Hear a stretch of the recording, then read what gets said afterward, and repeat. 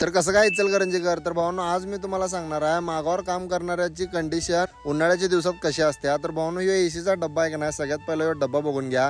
कारण का ह्यो डब्बा आहे का नाही, ह्या डब्याच्या बरोबर इथनं फट्टीतनं का नाही भावांनो एसीचं गार वारंही येत असते, पूर्ण कारखान्यात हे वारं येत असते. तरी पण भावांनो तुम्हाला सांगतो गरम एवढं होते की नाही कारखान्यात, म्हणजे उभारू वाटत नाही. तशा कंडिशनमध्ये आपल्या इचलकरंजीत म्हणजे मागावर काम करणारा माणूस 8-8 तास 12-12 तास या मशनीवरनी काम करते.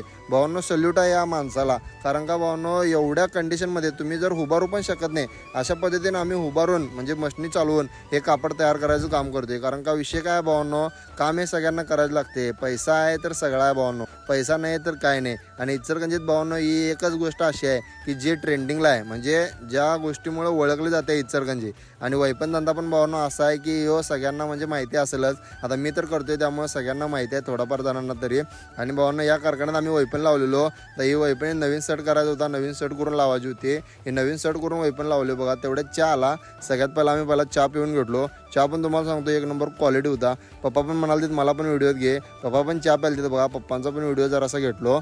आणि मग काय भावांनो आता हे व्हिडिओ संपूया. कसा वाटला व्हिडिओ कमेंट करून नक्की सांगा. व्हिडिओ आवडलास नक्की लाईक फॉलो आणि शेअर तेवढं करून जावा. भेटूया पुढच्या व्हिडिओमध्ये.